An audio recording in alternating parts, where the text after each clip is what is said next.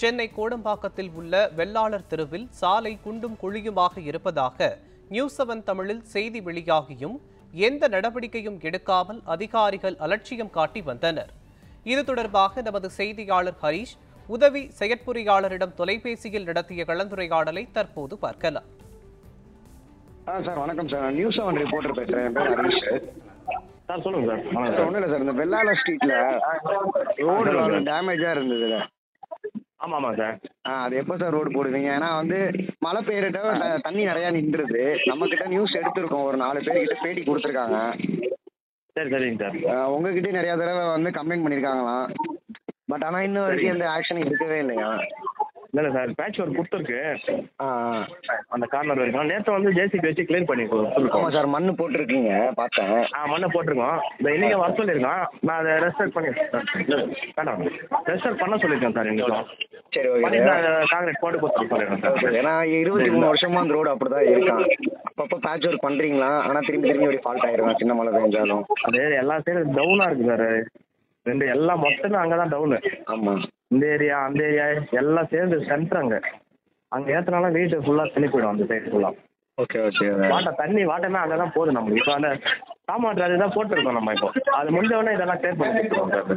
சரி okay sir. Okay, ரைட்டில் சாமான் ட்ரெயின் நடந்துருக்கு பார்த்தீங்களா? ஆமாம் நடந்திருக்கு. இப்போ நீ அதுக்கு தான் போகிறதே. இப்போ அந்த தண்ணி நிற்கிறதுக்கு தான். அது பண்ணிட்டோன்னா நீ இது கிளியர் பண்ணி கொடுத்துருவோம் சார்.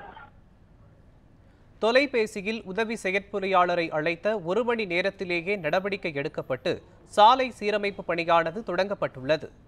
இதுகுறித்து நமது செய்தியாளர் ஹரீஷ் வழங்கிய தகவல்களை தற்போது கேட்கலாம். 1 வருடம் 2 வருடம் காலம் அல்ல, சராசரியாக 23 வருடம் காலம் முறையான சாலை வசதி இல்லாமல் இருந்ததுதான் இந்த கோடம்பாக்கத்தில் இருக்கக்கூடிய வெள்ளாளர் தெருவு.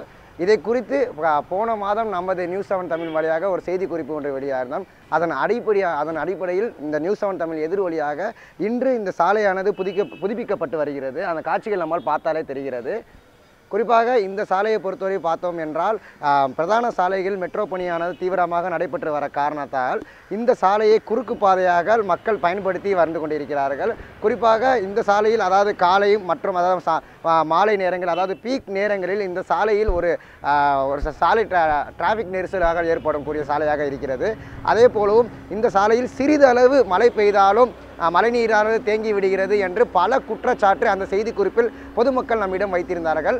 அதன் அடிப்படையில் மழைக்காலங்கள் இல்லாத நேரங்களிலும் வெயில் காலங்களில் இந்த சாலையானது குண்டும் குழியுமாக உள்ளது என்று பல முறை பல தரப்பினரும் குற்றச்சாட்டு வைத்திருக்கிறார்கள். அதே போலவும் அந்த செய்திக்குறிப்பில் பொதுமக்கள் ஒருவர் குறிப்பிட்டு கூறியிருந்திருக்கார். இந்த சாலையை குறித்து பல அதிகாரிகளிடம் மற்றும் மாமன்ற உறுப்பினரும் புகார் அளித்திருந்திருக்கார்கள். ஆனால் எந்த ஒரு நடவடிக்கையும் எடுக்கவில்லை என்று அந்த செய்திக்குறிப்பில் குறிப்பிட்டிருக்கார். அதே போலவும் நமது நியூஸ்7 தமிழ் எதிர்வழியாக அந்த செய்திக்குறிப்பின் அடிப்படையில் இன்று எதிர்வழியாக இந்த சாலையானது புதுப்பிக்கப்பட்டு இருக்கிறது. நியூஸ்7 தமிழ் செய்திகளுக்காக ஒளிப்பதிவாளர் கலைவாணனுடன் செய்தியாளர் ஹரீஷ் மனோகரன்.